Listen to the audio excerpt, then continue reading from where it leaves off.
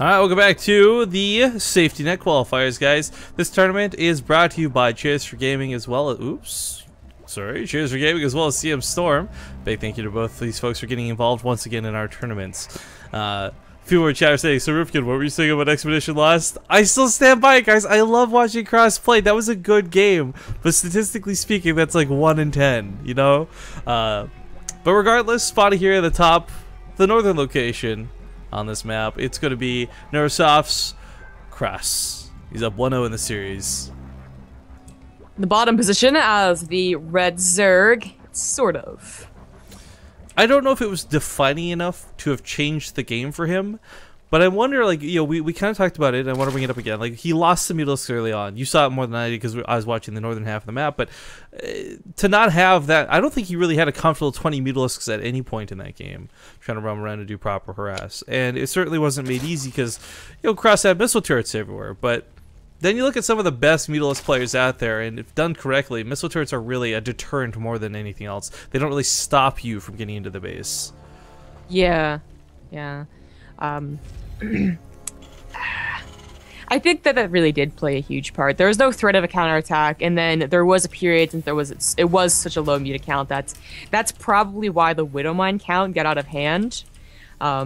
Yeah, actually that is actually probably exactly why I got out of hand. We're so used to watching like one overseer, 7 mutas swoop in, snipe off, disengage, and no actual fight begins, but the mutalisks remove the Widowmines from play. And it was just crazy and weird to see that many Widowmines. I mean, seriously, up to like 18 I think at one point. You don't see that quantity. Yeah. So without those two things, I mean, you know, the medevac drops. That map is so weird, and it was so focused on the top left, you probably would not have been able to save your base from the medevac drops anyways, so I feel like that was a lesser role of the mutas, but the mutas dying, so no counterattack, so no Widowmine cleanup, that was definitely the biggest thing, and I'm sure SortOf really did think that was the pivotal moment where he started to lose out in the game. But Van Nuys Research Station is probably the most picked out of the new maps. Yes, I'd say that without question. We've only cast about 2 tournaments so far. The Zotac Season Finals and the Alima League, who actually incorporated the Season 1 map pools outside of our own. And even then, within our own tournament, we saw Van Nuys, I think, is like the #1 pick. This and what seems to be, I'd say, a tie between Inferno Pools or Secret Spring.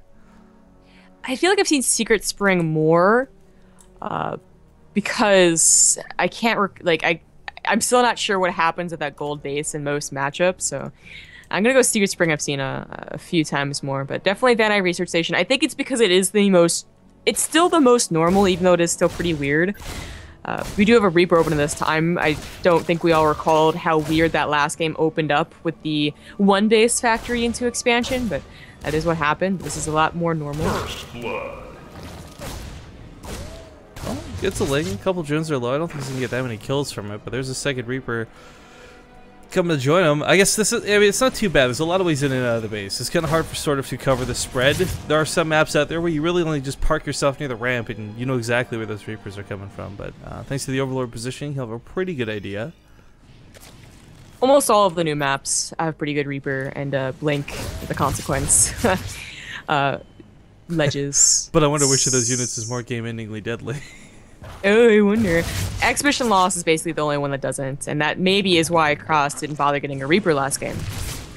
I still, you know, I think one of the most overpowered things in the game, as much as I love to take shots at Protoss from time to time and make some jokes, guys, Reapers were, without question, one of the most broken units in the original Heart of the Swarm beta version of themselves, where they had that combat superiority or whatever it was called, where they could see uphill. Oh, yeah. I gotta figure out what it was called. Combat awareness, maybe? I can't remember. It was something like that, yeah. But when you could actually have high ground vision from a Reaper, it was insane. Protoss, Terran, Zerg, nobody loved dealing with that. So, God, this guy is like the scumbag still paying the penance of his design. It's still better than giving them, you know, all of that plus their grenades back. Grenades were kind of... Yeah, the grenades are whatever. I really like the Starbow version of their grenades, though. No. Where they got the timed charge, and you can actually, like, move away, but you have to deal with it. I don't know, Reapers is just this weird anomaly that I like where they ended up, to be honest. Like, their role right now in the game is pretty good. You probably didn't see a whole lot of Reaper rushes I mean, I guess they were still kind of rare, even though, you know, Bonus plus the damage fact that you versus didn't light, really they were get ridiculous. into it. No, they would you would kill a hatchery so fast that the Zerg might have been able to defend, but you just killed it so fast with the freaking grenades that it didn't matter. It was kind of disgusting to watch, but of course that's what we gave up for the combat survival, like combat drugs or whatever they're called. Yeah, I think this makes it a much more interesting unit. But it's just me. Well, big shout out to Mr. Turtle42, just subbed to the channel not too long ago. Sorry we got a little caught up with the game, but welcome to the family, sir. Stim pack coming up pretty quick for Krass. Did not neglect on this, so we got the production now kicking up as well. 3 CC. Knows that it's a pretty standard game, so takes a 3rd CC at a really nice time as well. For a moment, I was like, did he just lift his main one? Why would you? Oh, okay, never mind.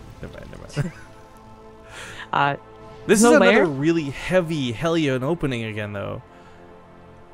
I mean, this isn't just like your classic 4 for cleaning up creep tumors and a little bit of harass. I mean, this is a little bit more dedicated, and we didn't really see a whole hell of a lot out of the last game. I really expected there to be this crazy Hellbat push. Of course, the Marauders came in too, but Krass just ended up using them really well in their Hellion form rather than their Hellbat form, and I liked seeing that. That was pretty cool. Yeah. No lair, so there wasn't any creep spread at the 3rd. Nice for Krass, and a little unfortunate for SortOf to, you know, see that 3rd taken so easily and not really be able to do anything against it. You know, Van Eye is very, very skinny. It's not really all that big, but it is skinny. I love, by the way, every time we say this, everyone starts debating how the map name is said. I have never heard another person say this name, guys, so we've just kind of gone with what we've said first. I'm fully willing to accept that, like, Catalina, like, I'm probably saying it wrong, but it's one of those things where, like, we said it first, so I don't think I could say Veiny. That just sounds weird. That's dumb. That sounds dumb. If that's the correct way to pronounce it, we're not going to do it anyways, because that's dumb. Veiny? My swole-ass arms are really veiny. Yeah, I guess because there's, like, veins on the map or some shit. Like, I think there's another one. Vanny is not too bad either, but again, it just sounds weird to have like, the E sound. I like Van Eye. I think it sounds cooler.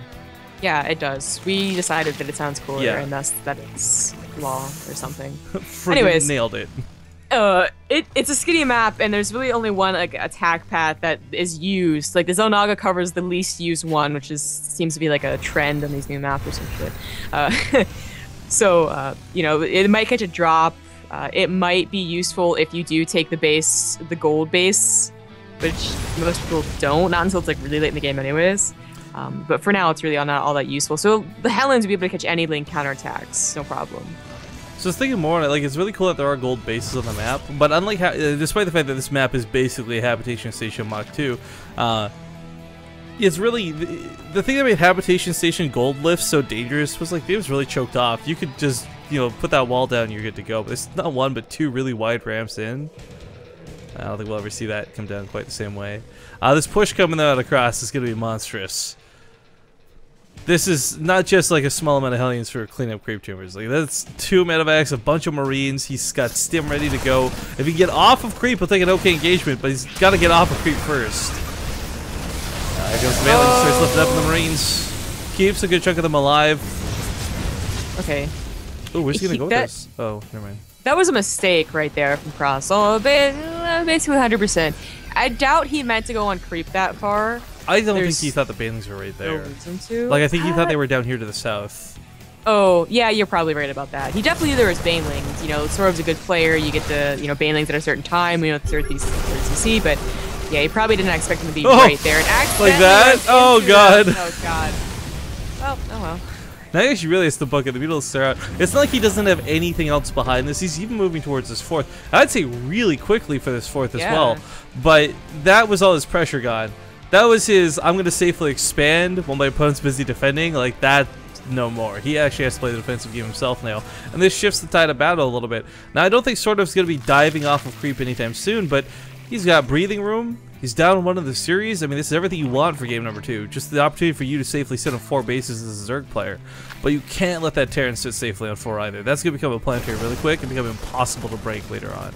So while he's driving the entire army over here to the right side chasing the Mutalisk, this would be the opportunity to go in on that left side. But, you know, he doesn't know about this just yet. He knows that there was an attempt to take it because the Overlord died. So there we go. Gets in at the perfect timing. He'll keep this from going down too safely. The army is on the way back. He's going to have to watch out. That's still a lot of Banelings, though. Even off of creep, 28 Banelings is 28 Banelings. Mutas went into the natural to try and deal some damage. There was some nice turret coverage, done. so it gets a gas geyser and gets out. That's nice. Yeah. More than you did last game with it. Yeah, actually, yeah, sure. There's also, like, the other big problem for not being able to consistently pressure SortOf was that he immediately just sent his creep consumers back to where they were killed. So, you know, at this point, Krass would love to say that I never let a Zerg player get past the halfway point with the creep spread. It's about to happen. But look at the actual, like, supply count of SortOf this game. Not only is he ahead, he's maxed. He's banking. He's on his way to Hive Tech. This is almost a completely different player playing this game around, and I don't know if Krass can be able to deal with this. It's going to be that point where there's like 50 banelings. There are 50 banelings, in fact. Well, Krass should play a different style himself. He went for that much faster fourth. Yeah, greed for greed. I think the Zerg player wins the greed game, but retreating back to this, there's just not that Widowmine coverage there was last game, so we see the banelings just walk through everything off of creep on creep. It doesn't matter, rolls into the Marines, takes them all out. The Mulos will be able to deal with the Thors. One goes down, the other one very incredibly low, but look at him continue to follow through with this. 177 supply to 129. Granted, a lot of this is in drone count, but because of this high drone count, he's going to have a huge link count. Really well done by SortOf. He takes his engagement off creep and continues to push his creep line forward.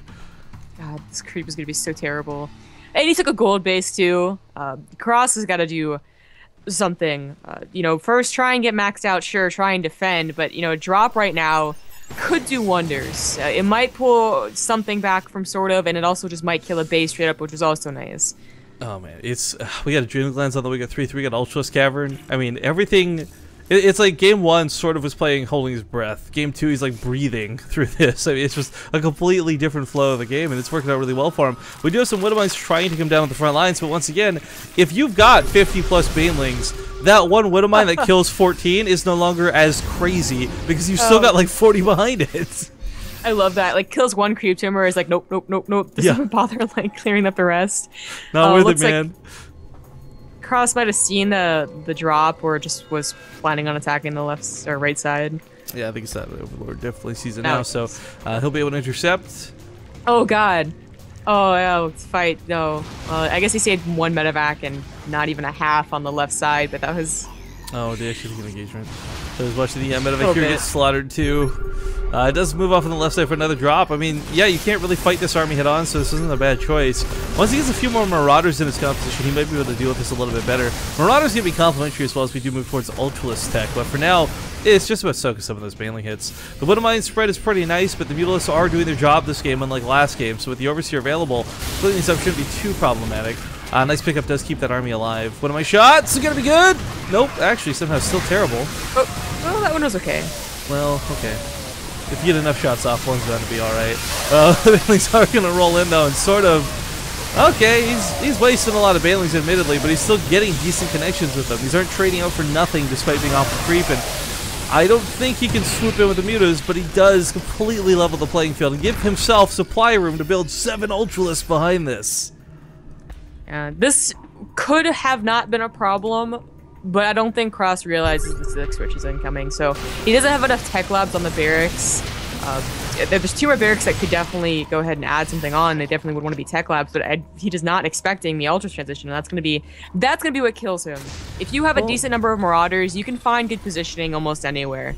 Well, the triple Widowmine should be able to tide him over, I think, until he realizes he needs it. I mean, Widowmines are not exactly going to wreck an Ultralisk, but if you get 7 Widowmines going off, the Ultras will still die. Well, yeah, that is true. He might lose this base. He does scan, see how many Ultras there are now, and might go ahead and add those tech labs on those bare barracks if he remembers that he has them.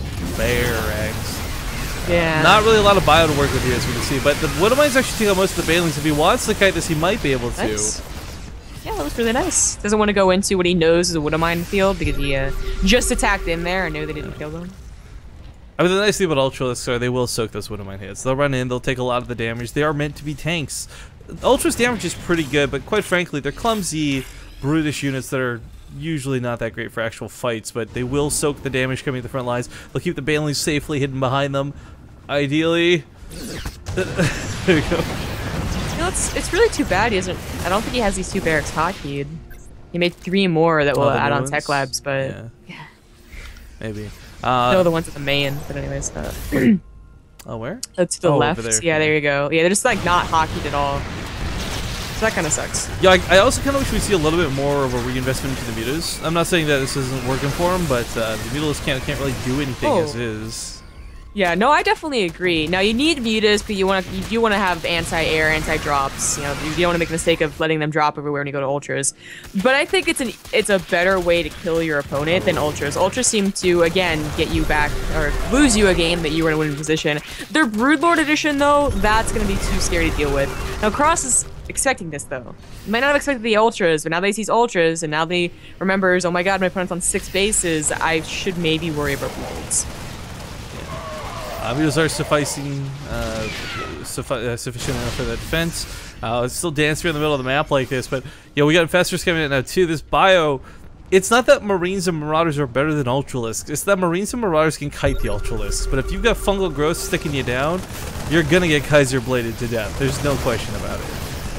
Even Adrenal Gland on these legs are gonna make them hit really nicely against buildings, against Marines. So you see just running through this round. Getting close to that Widow Minefield. He knows this as well, so backs off a little bit, waits for those infestors, misses that first fungal. Yeah, nice spread. Oh, the Banelings are getting those connects though. The Ultra's getting a little bit low from this attack though. There's no Queens in the front lines to soak this up. Marauders are focus firing down the infestors. It's not a bad choice at all, actually. I'm not sure what made those Ultras bug out. They seem to get caught like 2 Marauders or something. Yeah. Yeah, but it's like only 2 Marauders. I was like, what is the wall that is holding them back? But yeah, like we said, guys, Ultras are pretty good at throwing the game. Not saying that that's what's happening just yet, but we do have Krass just kind of going balls to the walls in the front line. He dives really deep through the creep for this, realizing there's not a flood of Banelings and Zerglings. He's got no problem dealing with 5 Ultras opposed to 80 Zerglings, 80 Banelings. Oh my god. Don't you dare throw this game, SortOf. A couple of Swarmers start coming out. I think it's just mostly soaks out of Widowmine hits. It's not really anything else, but also could have just been a misclick. He did invest in the ranged weapons though, so that's why I'm curious. But Mutas will kill the base in the middle of the map, so base for a base, army for army. Still a pretty even game, I'd say. Well, SortOf's got a bigger bank though, so I guess he's got that much going for him.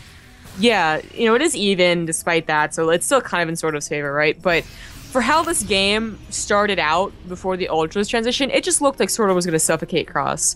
But Krass just took 2 really, really great engagements, one of them being on creep. Ooh. Not exactly what he wants. A little bit of AFK Mutalisk going to cost him quite a bit there.